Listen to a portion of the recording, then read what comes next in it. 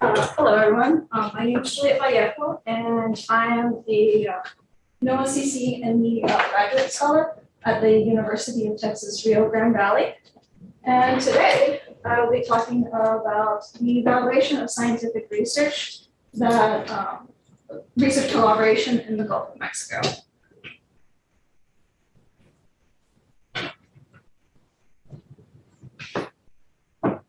So just to start, a little bit of background to understand as to why I'm looking into this, doing this kind of evaluation.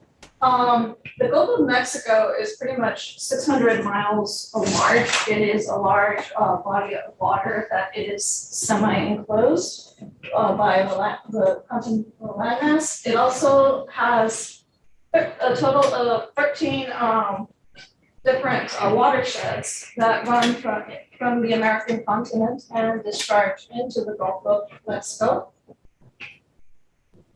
It also has a variety of coastal currents flowing through it, which, as most of the topics that we most probably heard throughout the presentations and these past couple of days, everything's interconnected.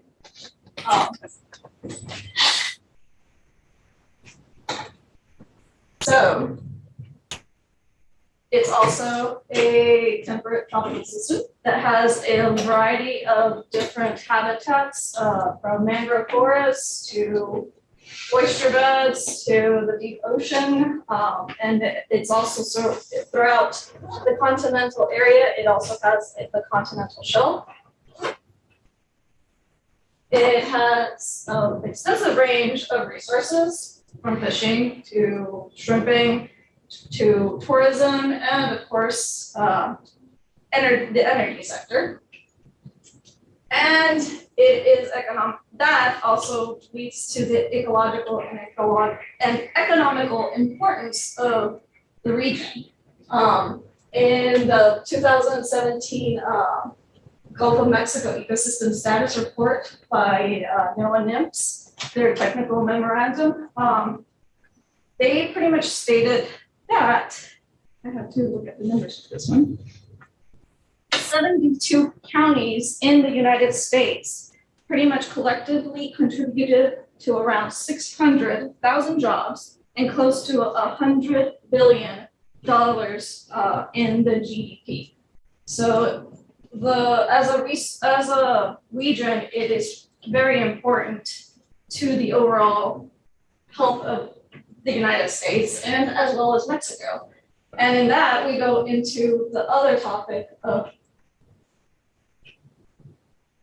the Gulf of Mexico. It is bordered geopolitically by three countries: Mexico, United States, and Cuba. So, and that divides maritime boundaries from what it was previously to this image. In the maritime boundaries, I could go into complete detail about it, but that would take up my entire time. So I'm not. I will show you this brief little outline as to how we came to the borders, the boundaries that we currently have. The latest one, if you notice in the image above, there are two little gaps. They like to call them the donuts in the Gulf of Mexico. The western gap has already been negotiated in 2000, and in 2017 there were attempts to come with a negotiation of those borders between Cuba, Mexico, and the United States. That administration at that time made it a bit of a challenge for there to be any agreement, but I imagine right now the negotiations are still being done. And those are in particularly for the boundaries of the 200 nautical miles that consist of the EEZ, which if there's time for questions and you're wondering what that is, you're more than welcome to ask. Now, in order for collaboration, the challenges of this is that it's a transboundary regulatory setting, meaning there's three different countries that have different geopolitical regulatory aspects and power over those sections. And that means it may limit the kind of research or the kind of management aspects that people that work in the Gulf of Mexico may face. We really don't know what organizations are involved in the production of scientific knowledge in the Gulf of Mexico. There is no scholastic information out there yet. There are bits and pieces that you could find throughout different forms, but there is no concise data. And we don't know what who's collaborating with who. What is it through organizational, institutional, and jurisdictional boundaries? So we have to know who's involved, where they're located, and what is their typical job or their typical jurisdiction of what they do. So the objective of this research is to find out what is to measure and to find out what scientific collaboration is occurring in the Gulf of Mexico. And we're going to do that through the co-authorship of published journals and from a well-sourced database. The one that we used for this one is Scopus, which was previously used on another research journal that has been published. So the method strategy, once again, bibliometric analysis. I always get that question, what is bibliometric analysis? So I decided to make a slide to explain what it is. And it pretty much it's a method of analysis to show the collaboration and between scientists and their productivity.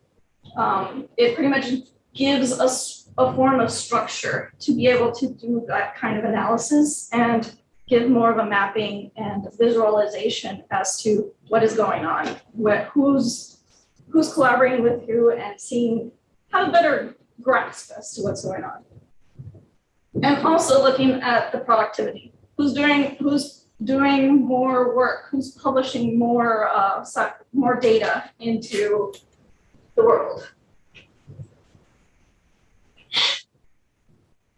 So for this particular research, I'm replicating the article by Dr. Andrew Song, Assessing Transboundary Scientific Collaboration in the Great Lakes of North America. He's also helping me out with this research. So, I'm pretty much going to be looking at the frequency and intensity of scientific collaboration. I did the search terms of the website ELSI versus Scopus, which is an abstract and citation database for peer-reviewed literature. I looked between the 2000 and 2018 year period, and I found a total of 8,001 journal articles that fell under the search terms that I used.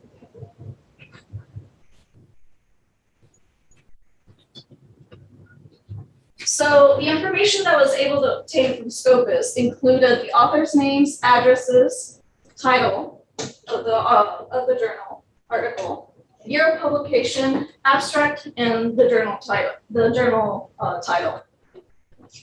I used Excel software to pretty much prime as a prime organizational program in order to organize all of this information. And I also used Stata software to use as a statistical analysis program.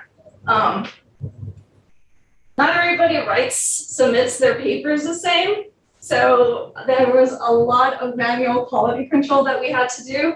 A lot of detective work also because certain authors, they didn't have a location, and that was one of the main things that I had to research. So I pretty much also I collaborated with the UTRGV Policy Center for Survey Research.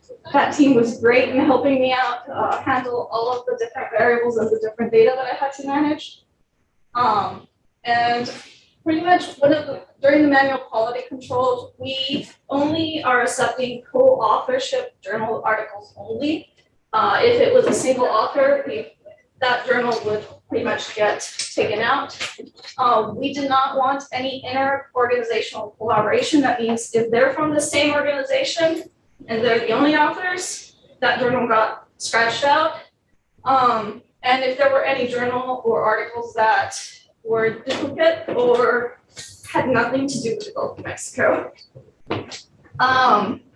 With that, we also had to code the author's location and unique jurisdiction. By location or jurisdiction, jurisdiction, pretty much I'm gonna look at the domestic, which is the state and country. So all the states within United States and Mexico I identified, and everybody else pretty much just got identified by country only as an international entity. Institutionals, I did divide into different institutions. Educational, so education institutions such as universities. International collaboratives, I labeled as INTIFAD just so it was easier to code. And nonprofit organizations, for-profit organizations, subnational and national institutions. So, what are the results? 8,001 journal articles were collected. I was able to lower it to 4,603 journal articles after cleaning it up. And I found out that these are the top 10 journal publishing articles of the research in the Gulf of Mexico system between the years of 2000 and 2018. The top one being the Marine Ecology Progress Series. We also got to see the top line is the total number of papers per year. The bottom one is those that are only co-authored. And if you notice, I noticed a little bit of a spike even on the total amount of papers in 2010. That was due to the oil spill that occurred in the Gulf of Mexico, and a lot of scientific funding was, a lot of financial funding was provided. So there was a bit of a spike in scientific research journals provided. We also saw that the United States accounts for the majority of involvement in the production of scientific research. And the nations, when I'm just looking at the localized ones, United States was still the first one, followed by Mexico, and Cuba was less than 1% of production. Regionally, the localized or the regional states, Texas was the primary one. Most of them were from the United States, but the Estado de Mexico, or state of Mexico, where Mexico City was 3.6. There was a lot of information you can get from this data. So here, NOAA has the highest frequency in assisting in the publications. All of them were mainly universities or national organizations, but there was a private for-profit organization, which is BP company. Unsurprising considering the energy sector is very prevalent in the Gulf of Mexico. And going really quick, just to the slides. So I'm pretty much going to be mapping later on and looking at the connections within these organizations. The information I just provided is just the basic information in terms of numbers. Later on, I will be providing the actual collaboration data in terms of having a better visualization through density visualization, just because of the pure amount of information. And I want to thank the NOAA CCME and the University of Texas Rio Grande, and also the Center for Survey Research and Policy Analysis at the UTRGV. Thank